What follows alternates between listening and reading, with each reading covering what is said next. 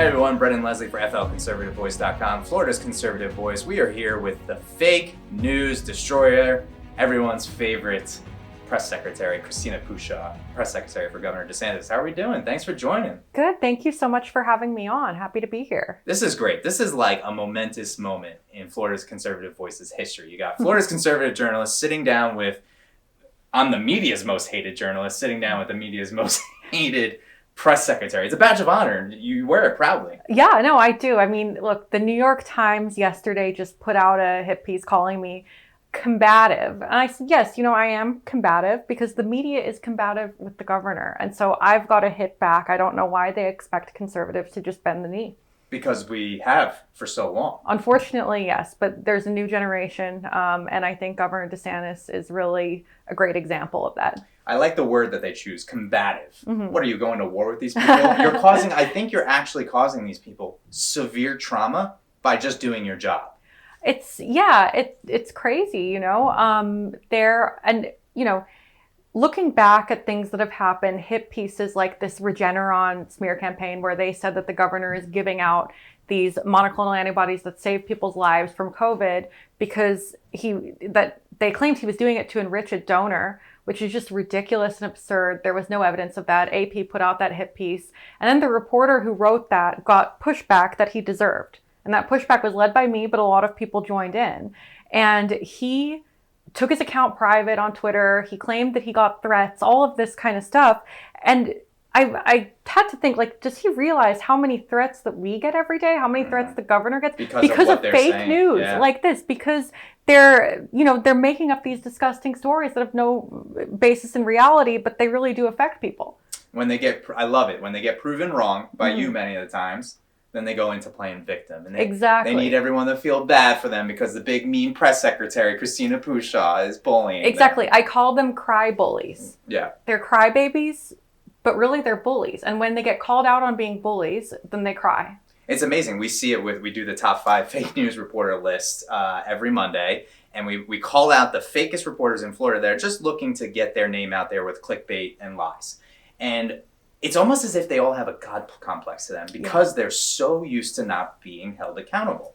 Yes, true, because a lot of politicians have been afraid of them. Mm-hmm. President Trump was not, and that's to his great credit. Governor DeSantis obviously is not afraid. Not only is he not afraid, but he realizes that the majority of Americans do not trust the media. They realize that a lot of these reporters have their own political agendas, which have nothing to do with getting the facts out there. And so the governor realized that because of that, because Americans understand this, fighting with the media is not a bad thing for a politician to do because it shows you're standing on the side of the people, not on the side of those who want to make up fake stories to divide us and mislead us. And yeah, you're really doing something that's unprecedented. We started to see it a little bit with Kayleigh McEnany, but we didn't get enough of her. We didn't get enough of her, unfortunately. She was only around for the final year of his presidency. But what kind of changes do you think we'll see in society by you guys leading with such a proactive on offense rather than defense type of style when handling the fake news media? Look, I mean, first of all, Kayleigh McEnany is one of my role models. I think she did a fantastic job. I agree with you. And before I started this job, I would watch her all the time. I would, even go back and look at videos of her old press conferences and say, I want to be like that. Because at the end of the day, the facts are on our side. For conservatives, the facts bear out, the things that we say. The things that Governor DeSantis has said, they have been proven right time and again, even as the mainstream media, the corporate media tries to fact check him and call him a liar. He is always proven right in time. Now, we shouldn't be afraid to actually voice those facts. Yes, we'll get pushback. We should love the pushback because it just means that we're doing something right. We're disrupting them. As the saying goes, when you're getting flack, you're over the target. And speaking of those things that he's right, let's go through a couple of the big ones. Most recently, Johns Hopkins released a study basically claiming that Governor DeSantis has been right this entire time. You want to talk about that? Right. So Johns Hopkins University, it's known as the best medical school in the country. It's one of the main authorities on COVID. When you refer to experts, those are the experts on infectious diseases, right? At Johns Hopkins. they had been supporting lockdowns, a lot of them, like, you know, in the beginning, even through the first year, even as it became apparent that the lockdowns aren't doing anything.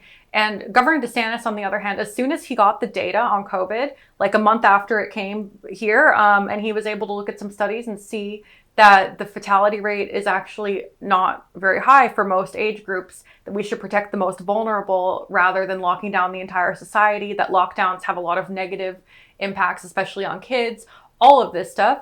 He made Florida the freest state in the country and still is. That's why we're attracting so many people. But, you know, he's gotten this, I think, very unfair epithet, Death Santis. I'm sure you see Death Santis was trending on Twitter for the last couple of years every time he would say anything about COVID.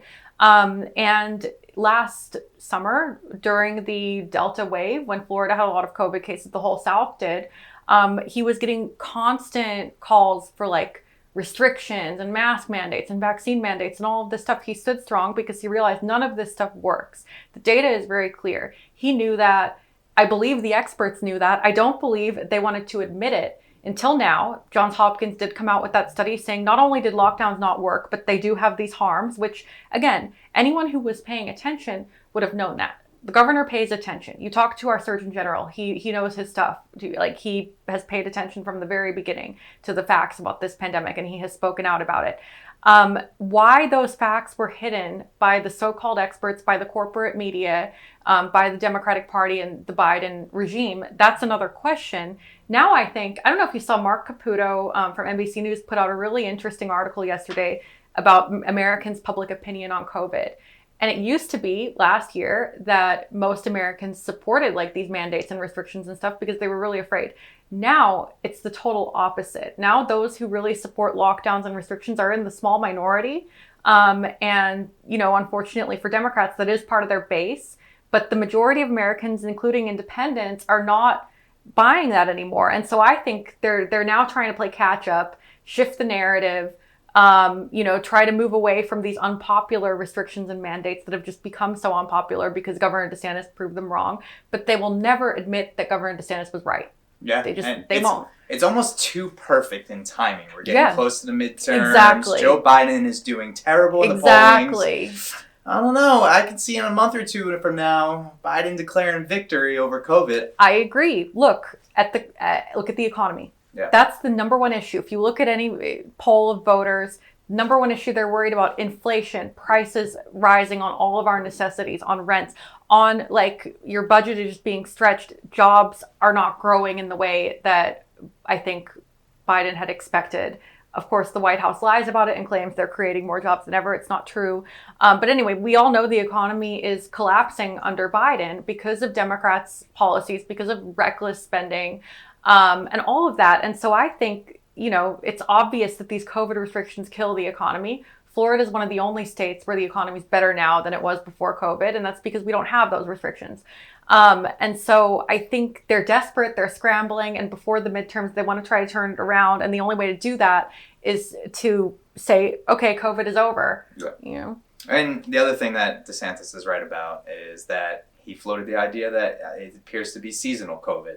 We saw the Delta hit us, and then it moved up to the Northeast, and same with Omicron. Omicron got us, and went up to the Northeast. It seems to be seasonal. And then a study came out saying it appears to be so. But it's funny how that study didn't come out. Again, timing's too perfect. The study didn't come out until it was the blue states that were getting impacted by the variants. Exactly. I'm glad you brought that up because back in summer, in August in particular, when Florida had a lot of COVID cases, because Delta just hit us first, the White House would be having press conferences all the time, whether it's the White House press secretary or the president himself. They would always be singling out Florida for criticism, saying that because you don't force kindergartners to cover their faces, or because you let people open their businesses, you let people go to work, you let people live their lives, that means that, you know, the governor is responsible for all these COVID cases. Well, wait a minute. We know that the southern states tend to see more cases in summer and northern states tend to see more in winter. That was a pattern in 2020 before vaccines as well.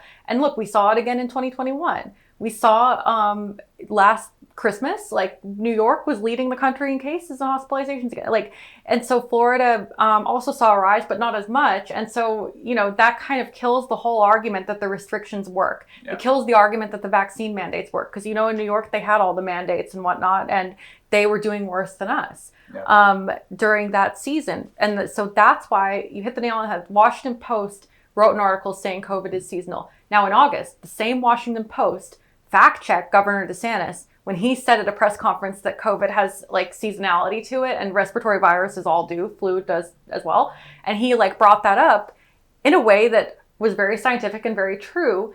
And he was called a liar for it. Yep. And they're doing it because they want Governor DeSantis to bend the knee. They want these crazy radical policies to be implemented in Florida. And that's something that I've noticed with Governor DeSantis. He ain't bending that knee. And most recently with this whole ridiculous, just fake outrage about this tiny little Nazi rally that happened in Orlando. They wanted him to come out immediately denouncing these 12 idiots that were holding signs. We want to talk about that a little bit. Yeah, sure. I mean, look, I back up a little bit to something you just said before mentioning that rally, which is that the governor doesn't bend the knee. That's true. And I would even go so far as to say the more that the media attacks him, the less he will bend the knee. Yeah. They're pushing him in exactly the opposite direction that they want to push him in, right? Because he is that kind of person. Going back to the whole, I'm sure you remember the controversy over transgender students participating in women's and girls' sports. That wasn't a controversy in Florida because the governor said boys will play boys sports and girls will play girls sports. This is how it's always been. This is how it's going to be. Signed the law, making that clear. And, the NCAA had, before he signed the law, they had threatened any state that has this kind of law, we're not going to have tournaments here. We're going to boycott you, basically. And he's like, okay, bring it on. Republican governors we saw fold them fold. to that. But look, Governor DeSantis sees that threat and he's like, okay, bring it on. Florida is an extremely important state for sports. You're going to boycott Florida? Okay, have fun. And they, of course, caved. As soon as they see that he has a backbone and he's not going to cave, then they back off. Same with the voting, all of this election integrity legislation that we passed and the governor signed last year. There was all this drama over the same type of bill, a weaker bill actually, in Georgia. And all these corporations boycotting, and they didn't try it in Florida. They didn't threaten to boycott, not only because our state's so important, but because they knew that the governor wasn't going to change his mind. They just knew he wasn't going to back down and it wasn't going to work. So now to your question about the rally over the weekend. The 12 people with signs. The dozen neo-Nazi jackasses, as the governor called them. I thought that was the perfect way to describe them because we don't want to elevate people like this, They're doing this because, so this group, I looked into it, it's called the National Socialist Movement. They do have anti-Semitic neo-Nazi beliefs, which are totally reprehensible. Now, they've dwindled a lot in numbers. This group has 24 active members, and not all of them are even in Florida. A lot of them are from out of state, including some who participated in that rally in Orlando. And so to have a 3-day, 4-day news cycle where all the politicians in the state are focusing on them and condemning them, and they're all over the media, they're all over social media, that can actually backfire because it can actually raise their profile. I'm sure these jackasses are very happy with themselves and proud of themselves to have gotten so much attention. And I can only wonder, how does it help them with recruiting? I mean, look, that would be my concern, honestly. What if all of this attention actually is what they want? And so the governor was very dismissive of them as they are jackasses. It was 24 people, saying abhorrent things, hanging signs. You're not supposed to hang signs on overpass. Actually, it's against the law in Florida. And he said, they would be investigated. There would be prosecutions if they broke the law. And so I think, that's it. That should be the end of the story. Yeah. Yes, they should be held accountable if they broke the law. End of story. Now, my question is, though, when all of this came out, when that video started going across Twitter, the immediate reaction of Democrat politicians, from Nikki Fried to Anna Eskamani to pretty much, many Democrats, you can think of any progressive Democrat in Florida, they were asking, why doesn't Governor DeSantis denounce this? Why doesn't he disavow this? Wait a minute, this happened in Orlando. That is Orange County. Orange County mayor is a Democrat. That's Val Demings' husband, Jerry Demings. Why didn't they tag Mayor Demings? You must disavow this. Why do neo-Nazis feel so comfortable marching in Orange County? No, instead they're asking Governor DeSantis, why do neo-Nazis feel comfortable in Florida? Well, leaving out the fact that this group has been around for 20 years and obviously has nothing to do with the governor of the state, and they're active in many different states.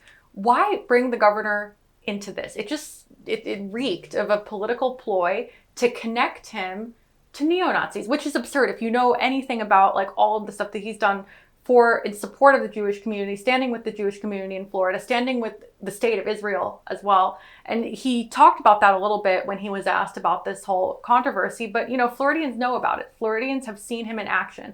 They have seen his actions in support of the Jewish people speak way louder than any empty words from his opponents. Well, he's literally one of the most squeaky clean politicians in the nation. So they have nothing. So if they manufacture something, you and me joke about it all the time. Yeah. It was like 1 to 2 weeks. Now it seems to be 1 to 2 days. We get a fake crisis created by the left, and then it's some sucker in the media picks it up in Florida and they amplify it. But with this one, it's now we want him to be in the Donald Trump trap where he has to denounce. But see, we saw this for 5 years, and I think with the white supremacy, always asking him to denounce white supremacy. Now it's the neo-Nazism that they want Governor DeSantis to denounce every time. But Governor DeSantis is saying, "Oh no, it's 12 idiot jackasses. Mm-hmm. I'm just not even giving them time of day."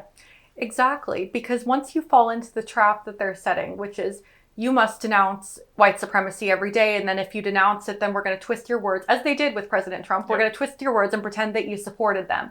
We're going to pretend you called them fine people. We're going to make up this whole narrative that you are a white supremacist, and the more you denounce them, the more we're going to say that you're a white supremacist. So it's feeding into their narrative. I think all at this point, after seeing how much the media has just abused the truth over the last 5 years, I think the American people, voters, have completely woken up to this, and they realize, like, this is bad faith. This is acting in bad faith. Of course, Governor DeSantis is against neo-Nazis. His record speaks for itself on that. To even imply that he has to disavow them because, like, he hasn't been clear enough, that's absurd. He has been very clear. There is nothing you could say to link him to this that would actually make sense. And again, why not ask Democrats, the party of Ilhan Omar and Rashida Tlaib, to denounce this? Or denounce pedophilia with all their buddies that are... Well, yeah, if we're making baseless accusations, which that was a baseless accusation that Governor DeSantis' policies caused a Nazi rally, totally baseless, then I can baselessly say, why hasn't this or that Democrat denounced pedophilia lately? Yeah. Does that mean they support them? No, I mean, you could see how bad faith this argument can get and how they try to abuse it. After the neo-Nazi thing kind of blew over and people realized that, the governor is not going to bend the knee and he is completely, trying to smear him with this isn't going to work. Then last night they tried to start up about critical race theory, how banning critical race theory is racist somehow, and how the governor wants to comfort white people. Yeah, we're crazy. Shielding the white people. Yeah. Shout out to Brennan Farrington of, what do you call the AP? The fakest American Pravda. That's what she calls them. Yeah. The AP, it was supposed to be the golden standard of journalism. It was. And you know what happens he puts out that headline that they are trying to shield white people from discomfort, right? The AP, and now all the local media outlets in Florida, they always take from the AP and share that exact headline. That's the problem. And it's going everywhere. That's the problem. So now this individual freedom bill, it's being called in the media the white comfort bill, which is absurd because if you read the bill, it doesn't have white, Black, Hispanic, any race. Everyone's equal. It refers to nobody should be made to feel uncomfortable because of their race. Who would disagree with that? Yeah. Like, if you disagree with that, maybe you are a racist, and maybe these CRT pushers are. Like Whoopi Goldberg, for example, she actually said some pretty disgusting things about the Holocaust. I'm sure you saw it. But what she was saying, it is pretty much critical race theory. Critical race theory is what made her say, like, that this is fighting between two groups of white people, which is a totally absurd, totally offensive way to describe the Holocaust. But if you believe in critical race theory, that's what it teaches. Like, all white people are the same, and only certain races can face more oppression than other races, and racism is only racism against Black people. It can't be against any other race. Like, this is what they believe. Now, I kind of want to end this interview on an interesting question that you probably don't get asked a lot, and it's a unique perspective that I think you have since you're with the governor every day, almost every day, is what is it like working with him? What kind of person is he that we don't see in the media or on camera. You know what I mean? Well, I always ask this question about people that are close with President Trump because they always say the complete opposite of what the media is saying. I want you to share your perspective of what it's like being with the governor every day and what kind of man he is. I mean, look, where do I begin? Honestly, he's been fantastic. I couldn't think of anyone better to work for in many ways. One, he's brilliant. If you tell him something or give him a memo, give him a piece of information, he will just digest it, analyze it, and be able to speak about it like completely fluently. And oftentimes, if I try to brief him on something, he knows about it already. Like, he is very well informed, very well aware, always up to date on what's going on. And even with COVID stuff, like we were talking about, he reads the scientific studies. He doesn't have a background in medicine, but he understands it. I've heard from doctors, he understands it just as well as they do. So it's like, he's extremely, extremely well informed and smart. Two, he works hard and expects us to work hard as well, but doesn't expect us to do anything that he wouldn't do. So like, for example, you know, back when this horrible tragedy happened in Miami, the Surfside building collapse back in June of last year, he would get up before dawn every day. We would fly down from Tallahassee to Miami to be there was an 8:00 meeting of all the emergency management teams every morning, and he would go. He would be there all day, meeting with the families, meeting with different, like county, meeting with FEMA, meeting with whoever was there that we could help, that we could get information. He was always there to help, but he would always want to go home in the evening to see his wife and kids. And to me, that's unique for a politician. Most politicians would have just stayed down there, and it would have been easier on him. It would have been less exhausting than like spending your whole day and then going back. But he really is a family man. He really puts his family first. And, he's been attacked for that as well, which is just crazy that the media would attack him for like going to his wife's chemotherapy treatment, for example. But I think that's something that, is really what sets him apart from a lot of politicians, that he's driven by a higher calling, and his strength really does come from his family. And so I believe that's something that really needs to come across, because when we see him just talking about official stuff and politics and all of that, you don't get the full picture. And he's just the biggest family man. I've heard that a lot, that Casey, her first lady's opinion matters the most to him. Of course, yeah. And it is amazing to see that how much he's supported her through all this, and she's still working. Right. That's what I was going to say. She has been making a ton of public appearances, doing a lot of work behind the scenes. Despite being diagnosed with cancer, with and breast going cancer, through treatment, and going through chemo. And she balances it all, and she's a mom to 3 young kids. Yeah. So it's like, she's superwoman. And yes, her opinion does matter to him, as it should, because she's very smart, very well informed on politics as well, just as he is. And she has a background in TV. Yeah. So she understands, also dealing with the media, as we were talking about. She is an expert on that. Yeah. So. Well, we're wishing the best for the whole Governor DeSantis family and her road to recovery. She seems to be on the Yes, she got to ring the bell. I don't know if you saw recently. That's like after you complete your last chemo treatment. It's a big deal. So we're really happy about that. That's pretty great to hear. Christina Pushaw, the destroyer of fake news, Governor DeSantis' press secretary. Thank you for joining us. Thank you.